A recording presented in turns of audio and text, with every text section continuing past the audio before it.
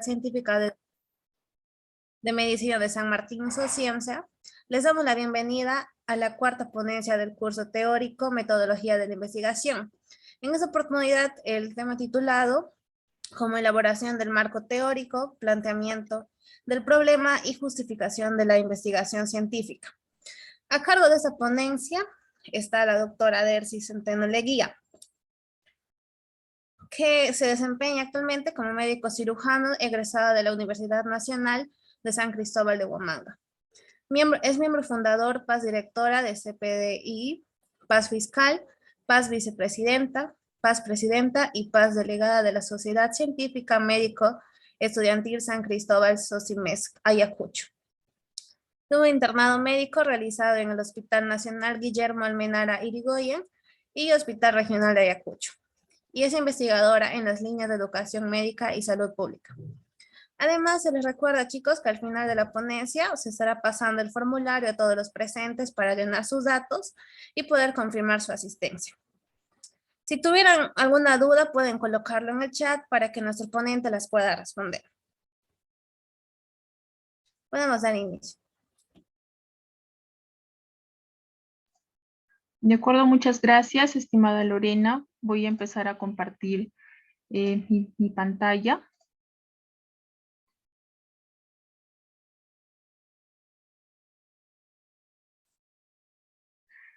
Quisiera que me habilite la función para poder compartir pantalla.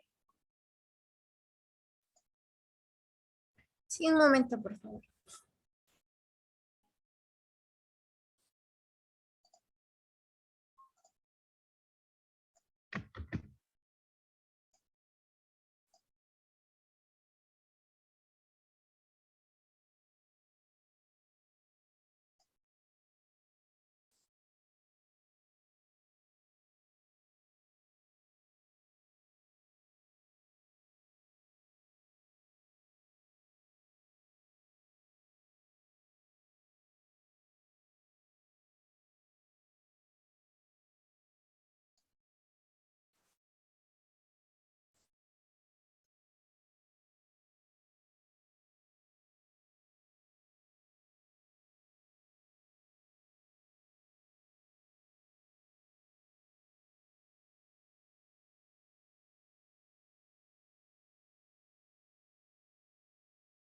Ya está, ya le pasé.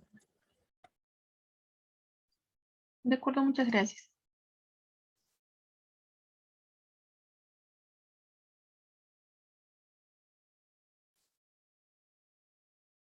Quisiera que me puedan confirmar si pueden ver mi pantalla. Está como curso teórico de metodología de la investigación. Doctora, buenas noches, si se puede ver. Muchas gracias. ¿También me pueden escuchar bien? ¿Está bien el volumen del audio? Hola. Sí, doctora, se puede escuchar bien. Ya, de acuerdo, muchas gracias. Bueno, como ya me han presentado, soy Dercy Centeno Leguía. Actualmente soy médico cirujano egresada de la Universidad Nacional de San Cristóbal de Huamanga. Durante mi paso por la universidad tuve el grato placer de formar parte de mi sociedad científica y desempeñarme en los distintos cargos que ya lo han mencionado, incluyendo la presidencia.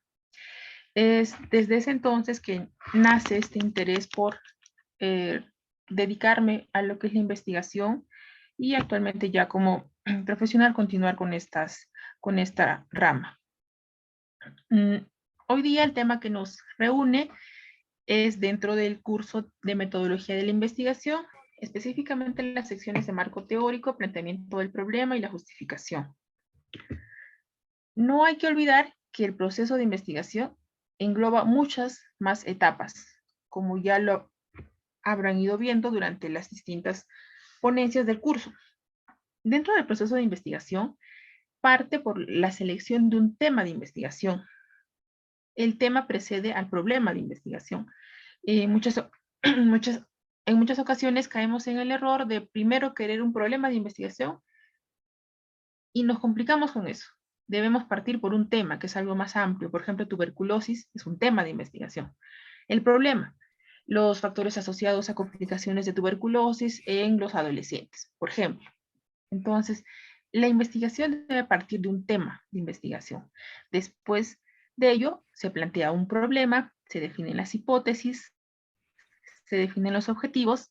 Aquí está el tema que nos engloba hoy, que nos congrega, el marco teórico, la parte de la metodología de investigación, población y muestra, técnicas e instrumentos, recopilación de datos, análisis de resultados. A este diagrama del maestro Sampieri le añadiríamos algo bastante importante en la investigación, que es la publicación. Muchas investigaciones se realizan, para muestra están las tesis de pregrado, y no todas ellas logran publicarse.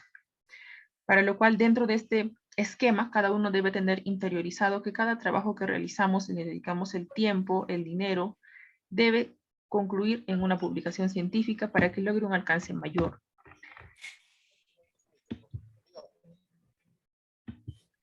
De acuerdo a los tres temas que nos competen hoy día son el marco teórico, el planteamiento del problema y la justificación.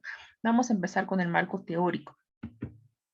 Muchas veces a algunos quizás les ha llegado estos memes, algo teórico. Disculpe su audio, podrían desactivarlo. ¿Alguien está con el audio prendido? Si me ayudan, por favor. Ya. Entonces, la pregunta sale a cuestión. ¿Es difícil hacer un buen marco teórico? Incluso los memes un poco jocosos, ¿no? Que menciona, iba a comprarme tu tesis, pero vi tu marco teórico y es intragable. Entonces, muchas veces asociamos el marco teórico con algo que nos provoca miedo. En este caso, se imagina un mundo sin marco teórico. Entonces, no debería ser así. El marco teórico no es algo a lo que debamos tenerle miedo. Existe literatura asociada, que es justamente educación médica, esta rama de la investigación, que se enfoca, en este caso, nos presenta este artículo, cómo se construye el marco teórico de la investigación. Y lo vamos a desglosar este artículo.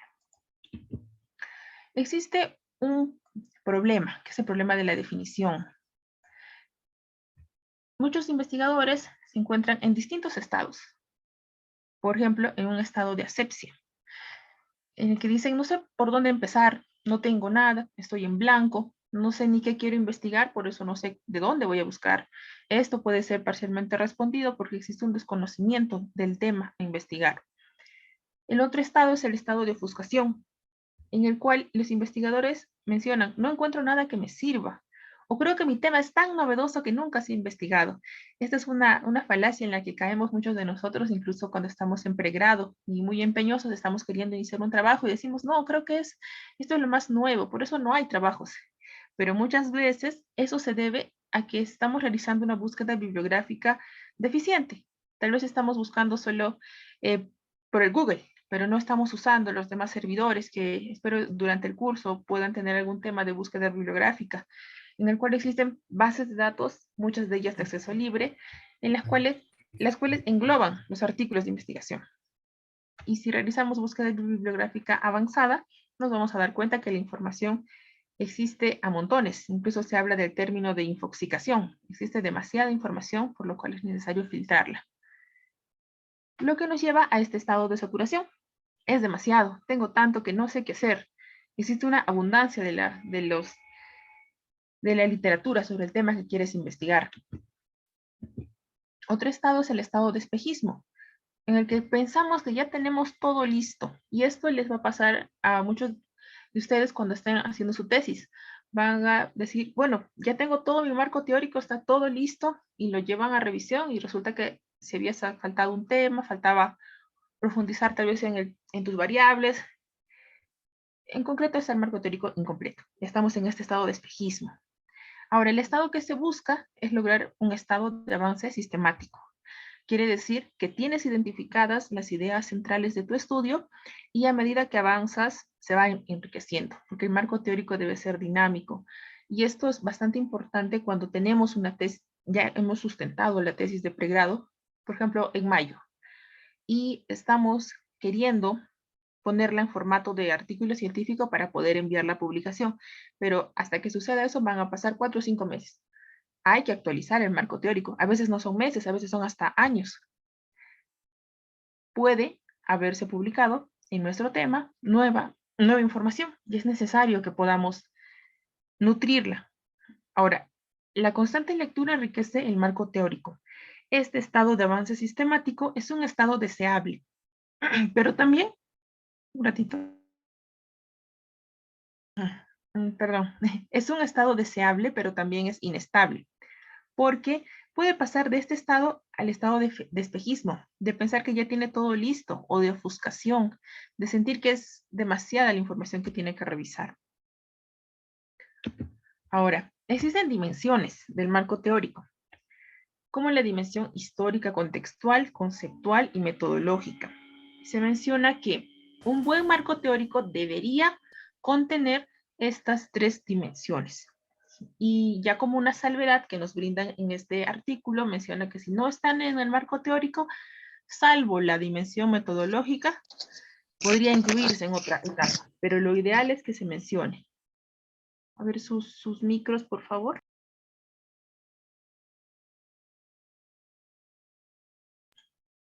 Entonces vamos a desarrollar las dimensiones.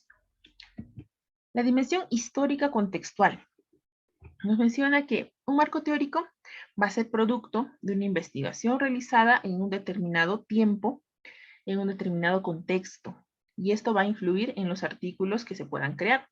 Por ejemplo, este artículo de investigación nos habla sobre la evolución y tendencias de la investigación en comunicación sobre epidemias y pandemias. ¿Qué quiere decir? Y acá este es un fragmento del mismo artículo. Menciona que en este estudio se analiza el comportamiento sobre epidemias y pandemias a través de la producción científica registrada en la base de datos Scopus. Quiere decir que durante todo el tiempo que tiene registro Scopus, han buscado qué se había investigado en comunicación sobre epidemias y pandemias. Quiere decir que el marco teórico responde a un contexto histórico. Ahora, el tema conceptual quiere decir que se debe definir cada uno de los elementos teóricos que se va a emplear y también las relaciones que tienen. Acá se presentó una tesis de una doctora para optar su grado de médica cirujana, en este caso de la Universidad Nacional de San Agustín de Arequipa. Su tesis estudia el nivel de ansiedad y depresión por confinamiento por COVID-19 en adolescentes de cuarto año de secundaria del Colegio Nuestra Señora de Fátima. Resalto las variables de estudio. Menciona que una buena dimensión conceptual en el marco teórico va a ser capaz de definir cada una de las variables y su relación entre sí. Entonces, esta tesis, al momento de revisar la parte del marco teórico, en efecto, tiene las variables, en este caso estudió adolescentes, ansiedad, depresión y confinamiento. Entonces, ha desarrollado cada una de ellas, la adolescencia, la ansiedad, la depresión, el aislamiento o confinamiento y la relación entre ellas. ¿Cómo influye el aislamiento y la adolescencia? Para que de esta manera el marco teórico sostenga tu trabajo de investigación. Ahora, la dimensión metodológica, si bien debería estar en el marco teórico, muchas veces no se hace. No se la pone en el marco teórico, sino en la parte de metodología. Por ejemplo, esta sección, en este artículo, Depresión y ansiedad durante el aislamiento obligatorio por COVID-19, encontramos la dimensión metodológica que va más orientada al instrumento de investigación, a cómo vas a medir lo que tú quieres medir. En este caso, se detalla qué cuestionarios se van a realizar. El cuestionario de datos sociodemográficos, una escala de ansiedad, para poder medir depresión y ansiedad. Este es otro artículo. Entonces, la dimensión metodológica va orientada a cómo vas a medir tus variables. Y se debe detallar instrumentos que deben estar validados en una población muy semejante a la que vas a estudiar. Ahora, para cerrar la idea de marco teórico, si bien la diferencia es abismal entre el marco teórico de una tesis y de un artículo, ambos deberían tener los componentes que se han mencionado. Y el marco teórico representa el estado del arte, del tema que quieres investigar, ya sea a nivel internacional, latinoamericano, peruano y local, en este caso en la región de San Martín. Sirve para presentar el tema de investigación y contrastar lo encontrado con la literatura científica. Y ya hemos mencionado que varía en la extensión. Pasemos a lo que es planteamiento del problema. Existen criterios para plantear el problema. 3 criterios fundamentales. El primer criterio menciona que el problema debe expresar una relación entre dos o más variables. Y esta relación se ve desde el título. Por ejemplo, en este artículo. Detalla depresión y ansiedad durante el aislamiento obligatorio por COVID-19 en Lima Metropolitana. Entonces, va a medir la depresión y la ansiedad debido al COVID-19. Se está expresando la relación entre dos o más variables. Si el título no es suficientemente explicativo, se busca en la sección de metodología, pero debemos encontrar esta relación. Y si estamos diseñando un proyecto de investigación, debemos tener en cuenta que el problema de investigación debe expresar la relación entre las variables de estudio. Otro criterio. El problema debe estar formulado claramente y sin ambigüedad. Volviendo al ejemplo de la tesis de pregrado. Su planteamiento de problema se refería a cuál es la prevalencia de la ansiedad y depresión en adolescentes del cuarto año de secundaria en el Colegio Nuestra Señora de Fátima en el contexto del aislamiento social por COVID-19. Entonces, este problema está claro, no hay acá algo que dudar, es un solo colegio que está mencionado, es el tiempo en el que se va a realizar, por ejemplo, en este caso, para saber el tiempo del estudio, iríamos a la parte de metodología en general. Está claro en quién va a estudiar, son adolescentes de cuarto año, por ejemplo, si pusiera en adolescentes del colegio, no sabríamos si es primero, segundo, tercero, no. En este caso lo especifica y menciona que son adolescentes del cuarto año de secundaria. Entonces, el problema debe estar claramente planteado y no debe tener ambigüedades. Ahora, el planteamiento debe implicar una posibilidad de realizar una prueba empírica. Quiere decir que las variables que tú estás eligiendo deben ser medibles, ya sea con un instrumento o si son investigaciones diseñadas a validar instrumentos, esos instrumentos serán posteriormente utilizados para otras investigaciones. Pero menciona que las variables, en este caso ansiedad, depresión, que estés utilizando, debes poder medirlas, porque la ciencia trabaja con aspectos observables y medibles de la realidad. En este caso, se realizó una encuesta virtual mediante el formulario de Google para la recolección de datos. O sea, debe mencionar, ustedes cada vez que tengan un artículo de investigación en sus manos, apliquen todos estos criterios para evaluarlos y realizar una lectura crítica de lo que estamos leyendo. Y cuando ustedes diseñen sus propios trabajos de investigación, tengamos en cuenta todo lo que se está aprendiendo hoy. Entonces, estos son los criterios para plantear un problema de investigación. Ahora, el problema de investigación se va a condensar en una pregunta de investigación. Ahora, la pregunta de investigación se apoya en los criterios FINER, que es un acrónimo bastante conocido. FINER es el acrónimo de factible, interesante, novedoso, ético y relevante. Quiere decir que el problema que estés investigando debe tratar de cumplir la mayoría. Ahora, eso no quiere decir que sea una investigación mala o buena porque tenga 5, tenga 2 o tenga 3. Esta es una recomendación. De preferencia las mayores posibles, pero puede haber temas que no cumplan 1 o 2 o 3 de ellos. No por eso van a ser malos temas de investigación, o perdón, malas preguntas de investigación. Vamos con factibilidad. Quiere decir que un trabajo va a ser factible cuando tú puedas llevarlo de la teoría a la práctica, para lo cual debes ver todos los recursos que tú tengas a disposición. Por ejemplo, para que el otro que es interesante, quiere decir si te interesa como investigador. Existe, y muchos tal vez lo habremos experimentado en pregrado, que por ejemplo llegas a ginecología, te gusta bastante ginecología, o tal vez un tema en específico, o quizás estás en medicina interna, segmento de hematología, y te gusta bastante el estudio de leucemias, linfomas. Ese puede ser un muy buen indicador para poder hacer un trabajo en ese tema. Si te interesa como investigador, si interesa a tus colaboradores. Esto va referido a los fondos de investigación. Muchas veces durante el pregrado no tenemos los recursos necesarios económicamente para poder plantear investigaciones experimentales o preexperimentales, pero esa barrera se puede superar con fondos de investigación, que más adelante vamos a profundizar en ese tema. Entonces, para lograr esos fondos, debes alinear tu investigación y debe ser interesante para quienes van a colaborar con ella.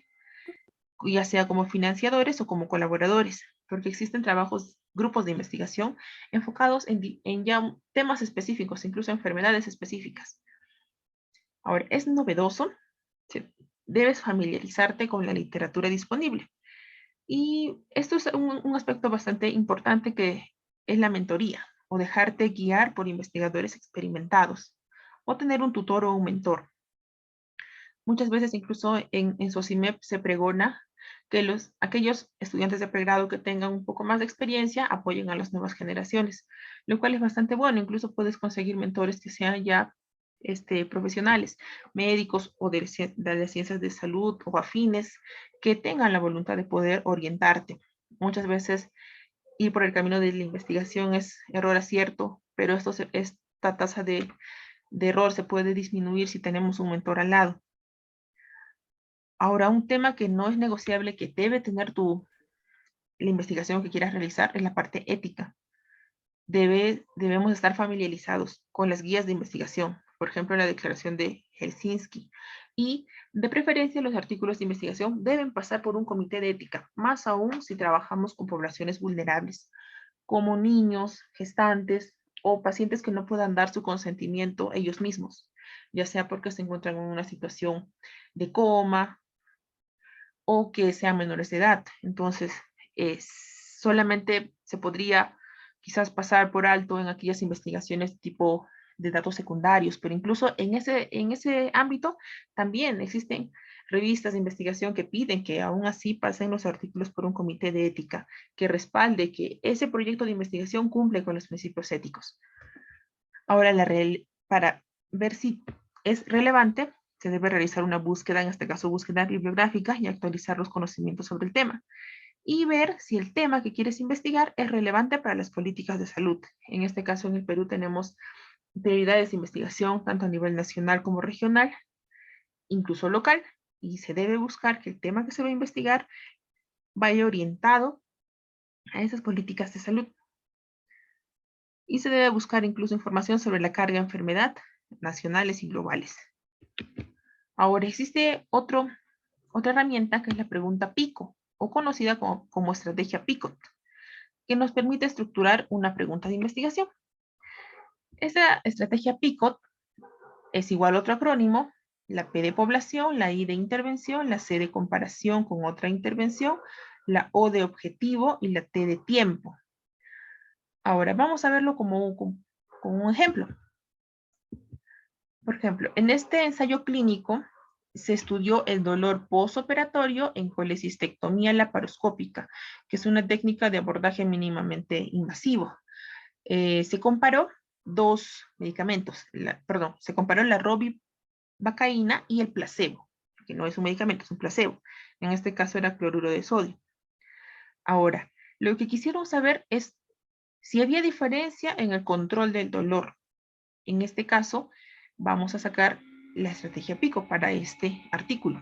La P, que es de población, son pacientes programados para colecistectomía laparoscópica. Incluso en el mismo resumen o en la parte de la metodología lo puedes encontrar. Son pacientes programados para colecistectomía laparoscópica electiva. La intervención es la ropivacaína. Ese es el fármaco. La comparación es el placebo. El outcome, o lo que quieres medir, es el control del dolor postoperatorio. Y la T, que algunos le añaden en la pregunta PICO, en este caso se midió a las 6, 12, 18 y 24 horas posteriores a la cirugía. Ahora, existen otros artículos en los cuales te dice, se recolectó población de 1 de mayo 2020 a 1 de diciembre 2020. Entonces, en el tiempo, vas a colocar el tiempo de estudio. En este caso, ellos consideraron que su tiempo más importante era el tiempo en el cual midieron justamente el efecto de la ropivacaína. Entonces, por eso es que se han considerado estas horas. Y esto está explícito en la parte de metodología. Entonces, la estrategia PICO también es otro que podemos ir ejercitando con distintos artículos. Los que más van a poder completar todos los criterios de la parte de PICO van a ser los ensayos clínicos y podríamos partir por practicar con ellos. Ahora, pasando al tema de la justificación. Existen distintos autores que mencionan distintas partes para una justificación, distintos indicadores. Por ejemplo, la justificación de la metodología teórica, práctica, social y la de por conveniencia, que tenga que ver el aspecto económico, si se va a poder o no cumplir, el aspecto técnico, si se puede o no disponer de los recursos humanos o logísticos para poder llevar a cabo una investigación. No es lo mismo una investigación en un solo hospital que en 14 hospitales a nivel nacional. Entonces, todo eso debe ir debidamente justificado. La mayoría de autores coinciden en una justificación teórica, práctica. Algunos autores como Arias o Hernández menciona también la social, o la conveniencia.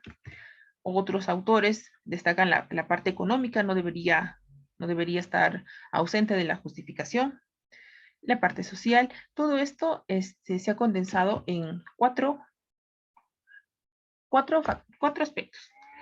Un trabajo de investigación tiene una adecuada justificación en cuanto se cumpla la pertinencia, la conveniencia, la factibilidad y la viabilidad.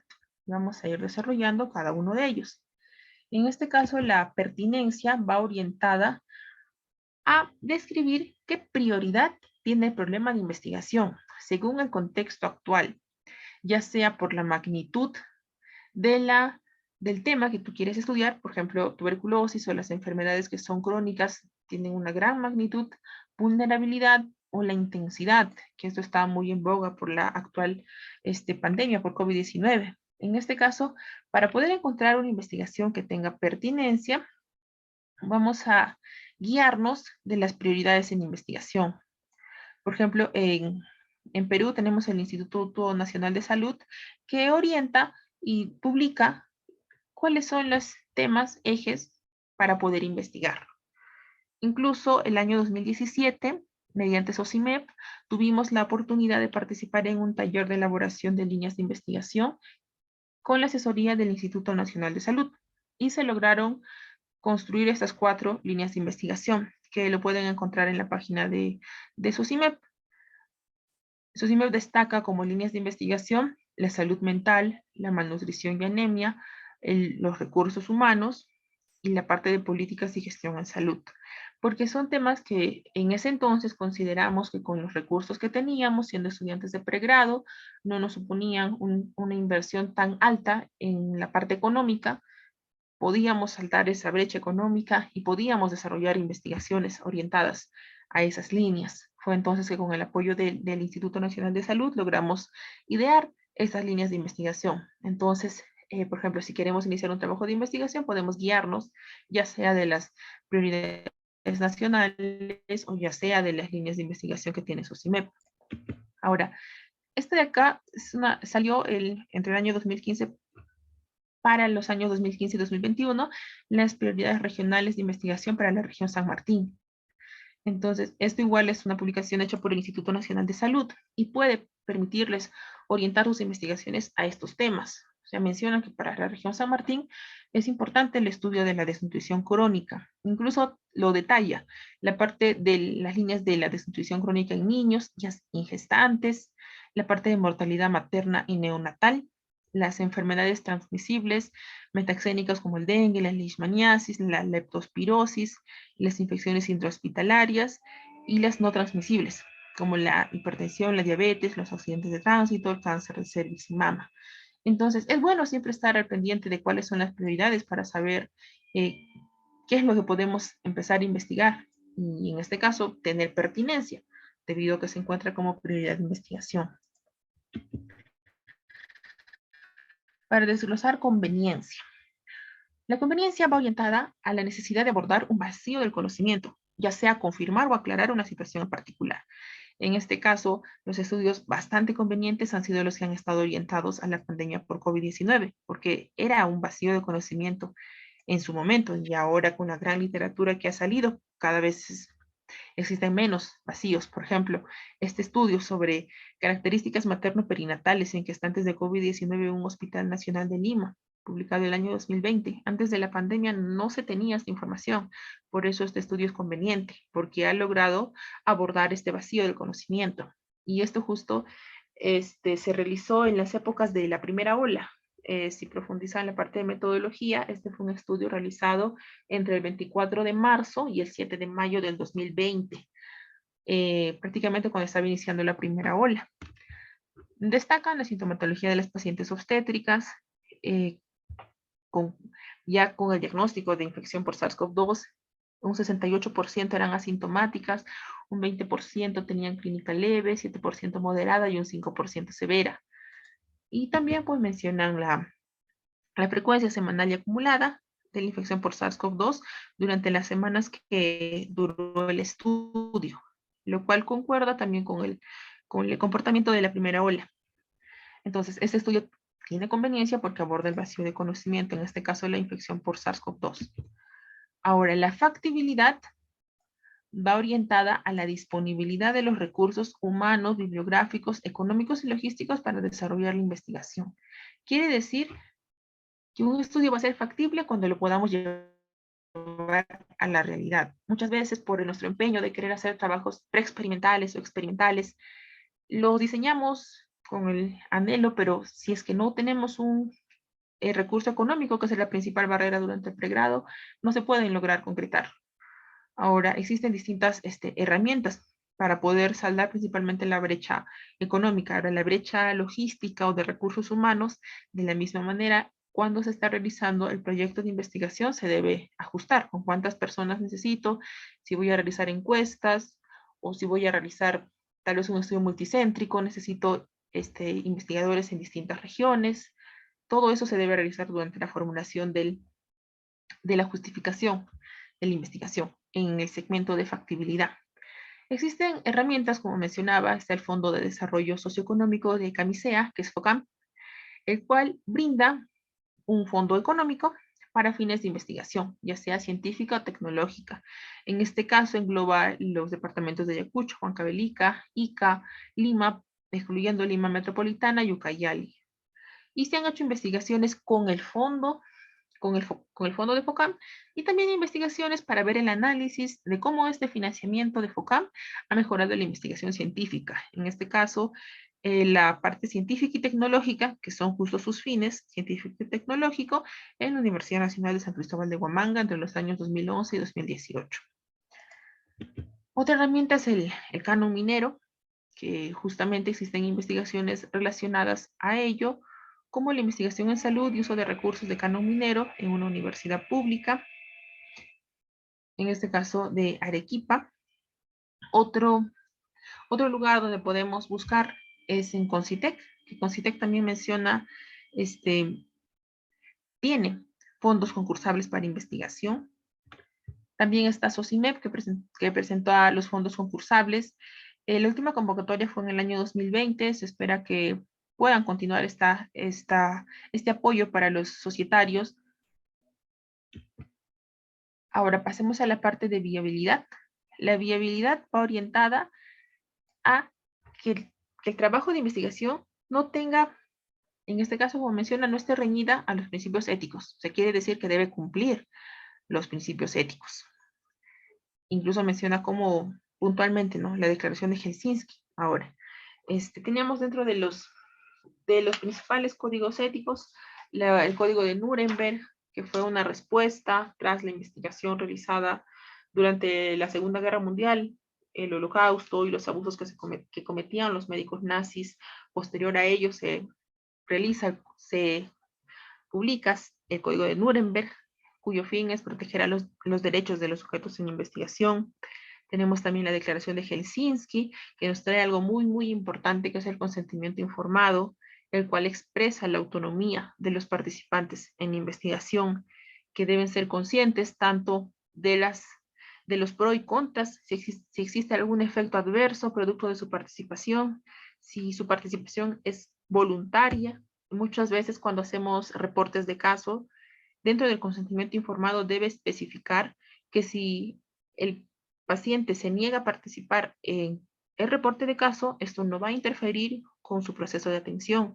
Muchas veces los pacientes son temerosos y cuando estamos iniciando los trabajos de investigación, tal vez creemos que no sea algo necesario, pero lo es. Los pacientes y todos los participantes en la investigación deben estar conscientes de los potenciales riesgos que pudiera ver. Y esto pues denota la autonomía que tengan ellos. Ahora, este apartado sobre la Ley Nacional de Investigación, la creación de la Oficina de Investigación Humana y el Centro Nacional de Bioética en Investigación se realizó en Estados Unidos tras, tras terminar el experimento de Tuskegee, que fue un experimento bastante cuestionable, hecho en población afroamericana, que los investigadores querían saber el comportamiento de la sífilis, la historia natural de la sífilis. El problema era que para ese entonces ya había tratamiento, ya estaba la penicilina, y los investigadores no consideraron dárselas a los pacientes. No se informó acerca de qué enfermedad estaban padeciendo, acerca de las secuelas que les podía traer no tener un tratamiento. Fue un tema bastante polémico en su momento. Al lograr desbaratar todo este experimento, se crearon estas instituciones. También tenemos al informe de Belmont, que destaca el respeto, la beneficencia y la justicia. En este caso, en este ejemplo, del artículo de investigación del tipo ensayo clínico de dolor postoperatorio, menciona en la parte de metodología, sección pacientes y métodos, que se ha realizado un consentimiento informado para los pacientes, en este caso 40 pacientes, lo cual debería ser la norma para todos los trabajos de investigación que hagamos. Poder enviarlos previamente a un comité de ética, que ese comité de ética lo revise y si ya considera que se han superado las observaciones, dar su respaldo, dar su aprobación, incluso al momento de publicar. Muchas revistas piden que se envíe la carta de comité de ética. Incluso si fuera un estudio que no requiere pasar por comité de ética, los comités de éticas dan una dispensa de comité de ética. Lo revisan, pero mencionan este artículo, analiza datos secundarios y por este motivo no necesita pasar por comité de ética, pero lo hemos revisado. O sea, no necesita aprobación por comité de ética, pero lo hemos revisado. Por ejemplo, entonces, esa prácticamente ya casi es la norma en muchas de las revistas de investigación. Piden que los artículos tengan, incluso piden anexar el consentimiento informado hecho a los pacientes y anexar la aprobación del comité de ética para poder respetar la parte ética de investigación y que tu investigación pueda ser viable. Y en especial, si se va a trabajar con poblaciones vulnerables o con fluidos, con muestras serológicas, sí o sí debe pasar por un comité de ética. Incluso tenemos comités de éticas avalados por el INS. Si se va a hacer un ensayo clínico, el Instituto Nacional de Salud brinda una revisión, incluso da un código de ensayos clínicos. Son datos que no se negocian, deberíamos tener todos cuando realizamos investigación. Ahora, como ideas clave de la presentación, hemos revisado sobre el marco teórico, que el marco teórico respalda nuestra investigación en la medida que se base en una completa búsqueda bibliográfica y vea el estado del arte. Ya hemos dicho en todas las esferas, nacional, internacional, latina, local. Ahora, un adecuado planteamiento de problema y justificación va a poder concretar una adecuada pregunta de investigación. La práctica es el maestro. Cada vez que revisemos un artículo, hay que ubicar tanto el Finner como el Picot para saber muy bien qué estamos leyendo.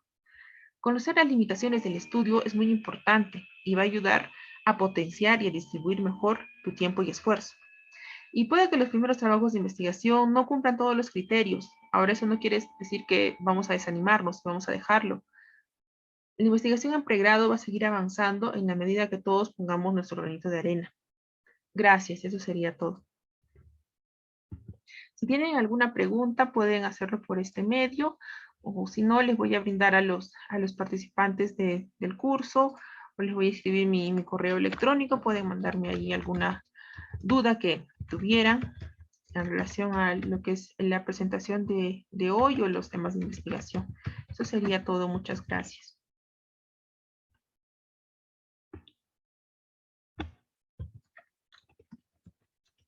Doctora, yo tenía una pregunta. En la parte de justificación, ¿se tiene que tener solamente uno o varios conceptos? Por ejemplo, pertinencia, conveniencia, factibilidad. Los tres juntos, por ejemplo, tres juntos o solamente uno. Lo ideal es que pueda tener todos. Ahora, el que no debe ser negociable es la parte ética. No podemos hacer un trabajo si no tenemos el respaldo ético. Ahora, son recomendaciones. Lo ideal es que tenga todos. Por ejemplo, tal vez no tenga conveniencia por que sea un tema que quizás a nivel del mundo ya está investigado, tal vez las complicaciones de las infecciones de vías respiratorias en los lactantes. Tal vez sea un estudio que a nivel del mundo o a nivel de Lima esté ya investigado, pero quizás en San Martín no está, no está investigado en alguna población específica. Entonces, para ese caso, claro, aborda un vacío de conocimiento. Entonces, o la parte de la factibilidad. Por ejemplo, si no tenemos los recursos humanos suficientes, tal vez no vamos a lograr terminar el trabajo de investigación. Quizás se ha planteado una muestra de 2000 universitarios, pero si es solamente una persona la que va a encuestar, se va a demorar quizás más tiempo del que está en su cronograma. Entonces, son aspectos a tener en cuenta durante la elaboración del proyecto de investigación. Y, y esto va a ayudar a que justo no quede en proyectos, sino se consolide un trabajo y una publicación.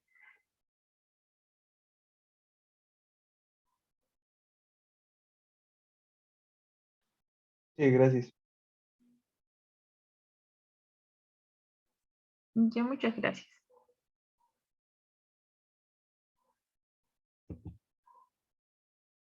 Chicos, ¿alguien más tiene alguna pregunta? Un número óptimo de referencias, esa es una muy buena pregunta. Ahora, a veces depende mucho para qué lo estés haciendo. En muchas tesis de pregrado, hasta te indican, en lo que es el currículo de estudio, te indican el número de referencias mínimas. Muchos de los trabajos de tesis están orientados a que sea un trabajo extenso. Pero cuando haces trabajos de investigación, lo ideal que no deberían pasar de 50, incluso de 40. Esto va a depender mucho de la revista a la que tú quieras mandar. Para dar un promedio, entre 40 referencias sería lo óptimo, y esas referencias deberían condensar y deberían sostener todo tu trabajo de investigación, prácticamente. Porque muchas veces al momento de querer publicar, las revistas te piden un máximo, o sea, un tope. Incluso otras revistas te piden un máximo de 30. He visto 30, 40 y 50, el tope de referencias permitidas. Entonces, para darle un promedio, unas 40 referencias. Ahora, lo ideal, incluso menciona sobre la antigüedad. Otros mentores recomiendan que sea una antigüedad no mayor a 5 años, no mayor a 10 años. Va a depender mucho del tema que se esté investigando. Existen, por ejemplo, enfermedades conocidas como huérfanas, que son bastante raras, en las cuales no hay tanta literatura disponible, por lo cual se debe ampliar el tiempo y permitir referencias de 10 años, 11 años, y eso las revistas lo conocen. No te van a, o sea, cuando mandas un artículo a publicar, los editores de las revistas y los investigadores encargados de revisar tu trabajo también contrastan las referencias que colocas. Incluso pueden sugerirte, decir, has considerado estas, pero hay esta referencia que es relevante para tu trabajo y no la has considerado. O cuando envías una referencia, por ejemplo, con 10 años de antigüedad, pero es una enfermedad huérfana, también son, o rara, también ellos, pues, entienden que es por ese motivo que estás buscando una referencia de mayor antigüedad. Un tiempo óptimo, en general, menciona que no debería pasar de los 5 a 10 años. La justificación puede tener citas, claro que puede tener citas. Tú contrastas lo que quieres buscar y lo contrastas con la parte de la literatura. Ahora, muchas veces cuando citamos artículos debemos hacer un parafraseo. Quiere decir que no debemos copiar y pegar, porque hoy en día muchas universidades ya están adoptando los software antiplagio o el Turnitin, que es como que de los más conocidos. Incluso cuando se manda a publicar en las revistas, lo pasan el sistema antiplagio o ya de plano te piden que envíes el porcentaje de similitud. Por lo cual, toda cita que se incluya debe estar parafraseada. Quiere decir que con tus propias palabras puedas expresar lo que menciona los autores que estás incluyendo.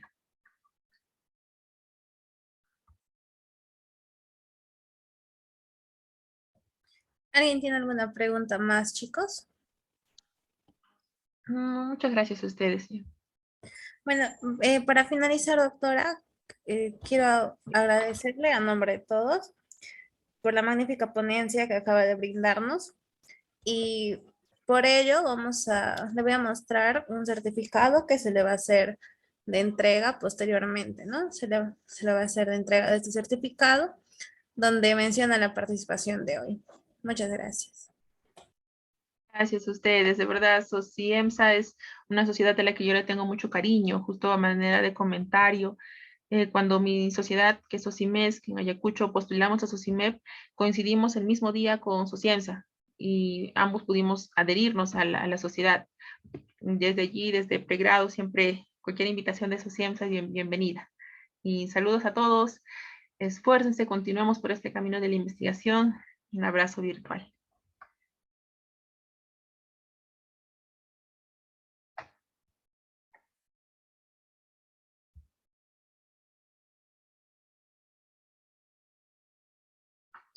Bueno, chicos, eso sería todo por hoy. Muchas gracias. Gracias, buenas noches con todos. Hasta luego, gracias.